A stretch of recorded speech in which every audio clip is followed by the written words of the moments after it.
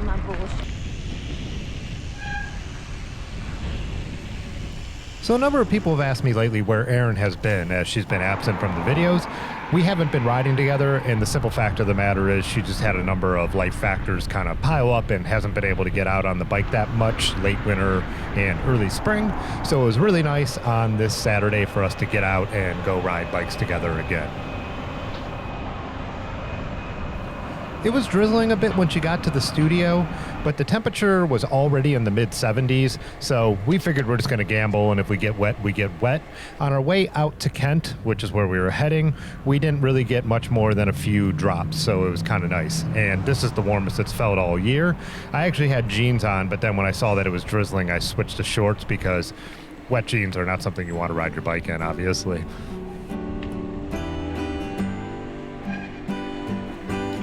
Lately, we haven't been able to get through here because they're finishing up the new Route 8 bridge, but during the weekend they're not working. I don't know if people are moving the barriers away or if the workmen are actually moving it away to let you get through on the weekend.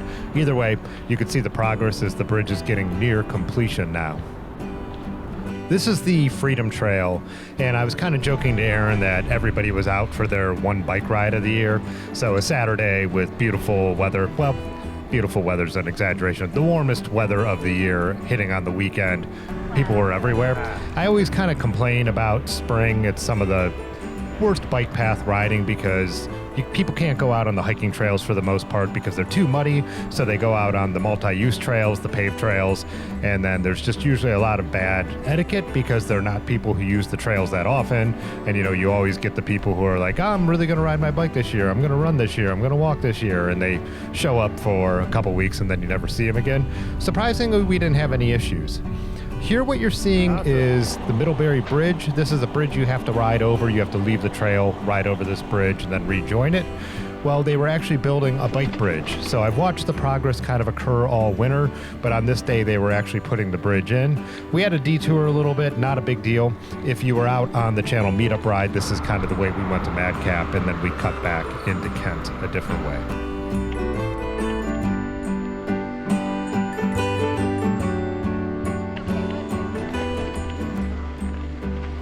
We started to discuss what are we doing, where are we going in Kent.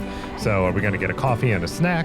But it was the time of day that it was pretty much lunchtime, and then we both talked about what we had had. I was like, well, I had a bagel this morning, and I can't remember what Erin said. She had a waffle or something like that, and we're like, yeah, we need to get some lunch. So we decided to head to BellTower Brewing. It had been a long time, and we both absolutely love their food, and their beer's really good as well.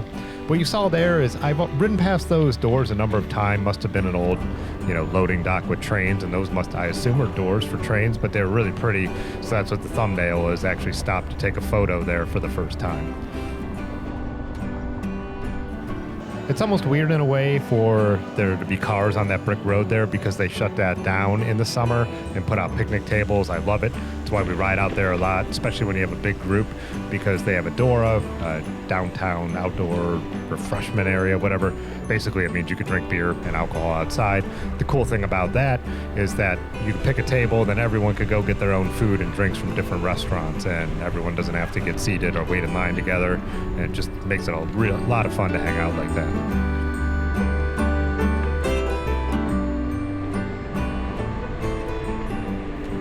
We rode home on the hike and bike, which is always one of my favorite bike paths. There's not many that are this curvy and up and down and all around, and that's why I was telling the group ride last weekend. That's why we went out that way. I was like, I love showing people this bike path because just a little more unique compared to a typical straight, flat rail trail.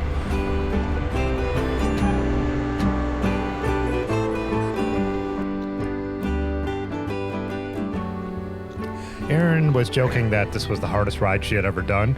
Obviously, this is a type of ride we do all the time, but it just really had been a while for her, and she was really surprised by, kind of how much endurance she had lost. But it comes back fast, and we'll be doing longer and faster rides in no time. Not that we care about the speed, but, that just kind of goes with riding your bike more.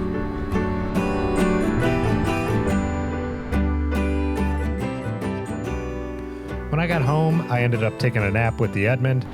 It was such a beautiful day though, and the sun had come out, I decided to go for another bike ride. I had some work to do, but I was still gonna have enough time in the evening, so I was like, what the heck, I'm just gonna go out and knock out a quick loop. It was too hard to sit inside when it was 75 degrees and sunny outside after the winter that we've had.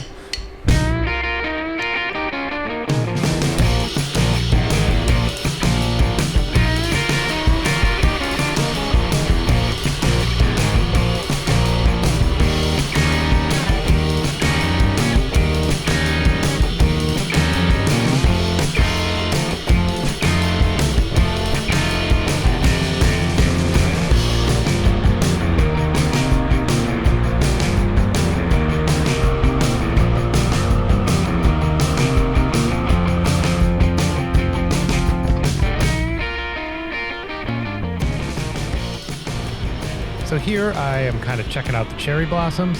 So we have a cherry blossom festival, Sakura festival. It'll be next weekend. I've seen that in DC, they're already blooming, and then our friends in Japan were showing that theirs are blooming. I was looking to notice that these are budding. I'm not an arboretum,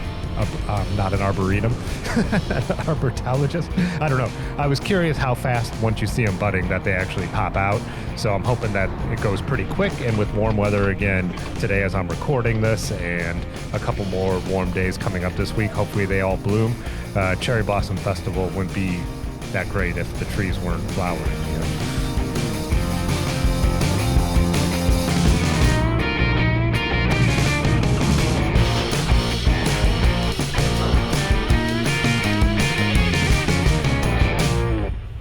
Oh yeah, I made it. That's one of those little punchy climbs that you have to have the right combination of speed and pedal strokes to get over it. And you have to time the strokes right so you don't have a pedal strike right at the top. So I decided to work my way back down some of the industrial gravel.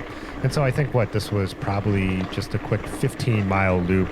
And I was just kind of pushing the pedals hard, just, getting out there. Like I said, I just could not sit inside on a day that it was this beautiful.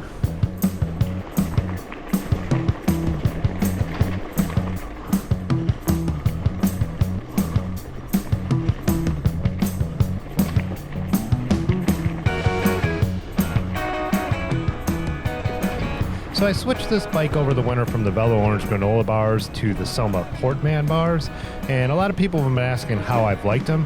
So far, I've really been enjoying them. They're pretty similar. I do like that my hands come back a little more straight, but I'm starting to feel like maybe there's a little bit of a fit issue that I need to deal with them. I'm going to get into this a little more deep later on, maybe make a video about it. But I still want to ride this bike mountain biking and doing some off-road stuff before I really decide what I feel. I do feel like I could bunny hop better than I ever have, so I think the position on the bike like that, it's helping me. I am not someone who's skilled at that kind of thing, so it's definitely, I'm noticing an effect in that way.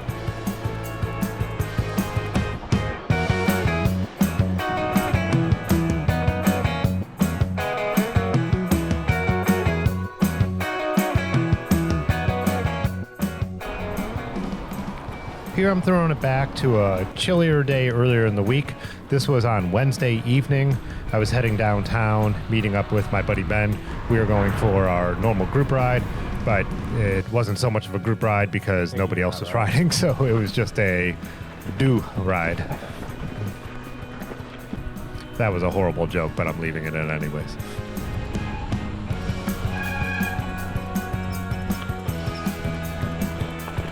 I would not advise following this route we did this night. We tried a number of cuts we haven't done for a little while, and a few of them have just changed since we'd been there. There's one you'll see a little later where it used to be where it looked like they had torn down a factory. We actually call it the token factory because we always find these weird little coin things with the center punched out. So I guess they made tokens here. But yeah, that has now become some kind of private property and an operation with heavy machinery. A couple of the other cuts on this, there was just a lot of trees down, and then a few other parts look like they had been turned into something else. So that's what happens sometimes when you ride these gray area trails. They turn into different things, or they just kind of, without trail maintenance, could become a little less rideable. We still had a great night out. It was still a really good ride, and as you could see, we rode a lot of the cuts. But just saying, this is probably not a Strava route you should go out and attempt.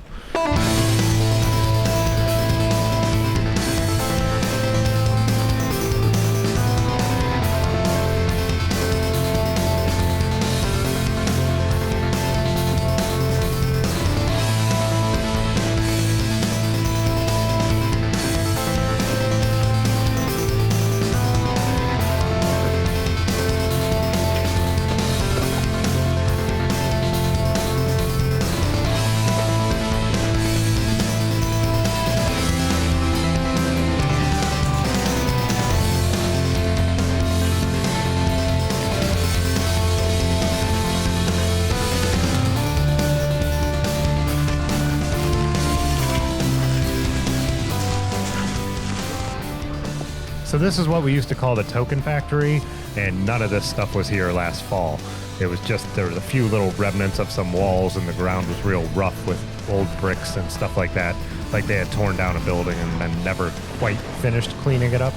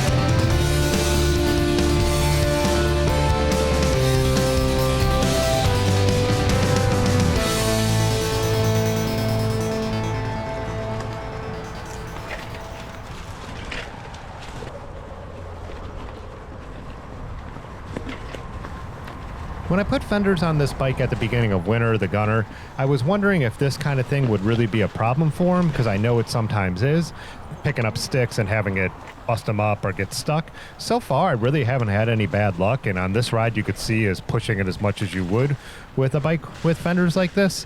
They are a little bent up, not the actual fenders, but just the mounts and all that stuff now, and they're not quite perfectly aligned. But I think I'm not going to worry about that because they'll be coming off soon, and then I'll just worry about it when I reset them up next winter. But you know what? This is the first time I've ever put fenders on a complete off-road bike like this, and it's really come in handy. Even tonight, I rode to my parents' house for dinner, and it had been raining all day, and so it wasn't raining anymore, but the roads were wet, and it's just so nice to have the full fenders for those situations.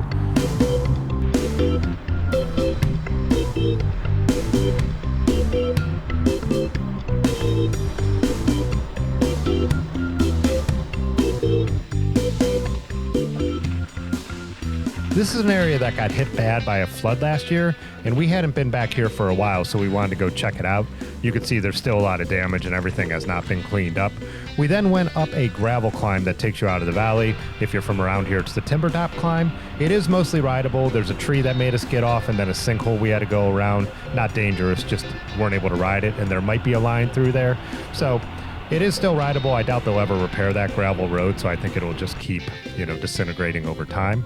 Anyways, then we rode down a steep road hill, had a good bomb session into the Cuyahoga Valley, and went and got dinner at Quarters Up.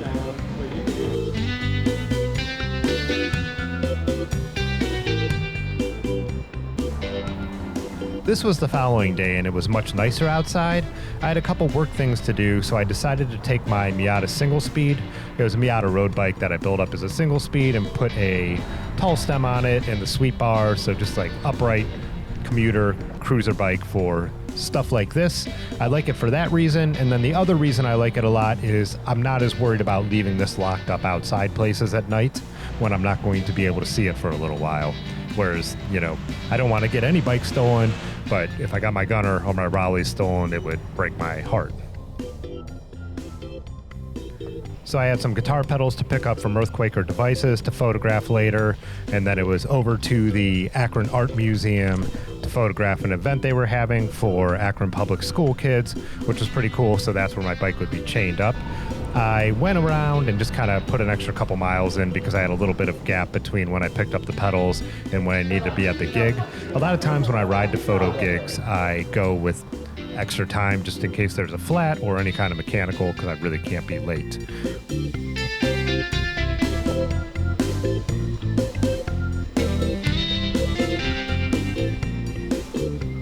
After the museum gig, I made a loop through downtown Akron. I had a couple photos to take at night of these art installation pieces for curated storefronts.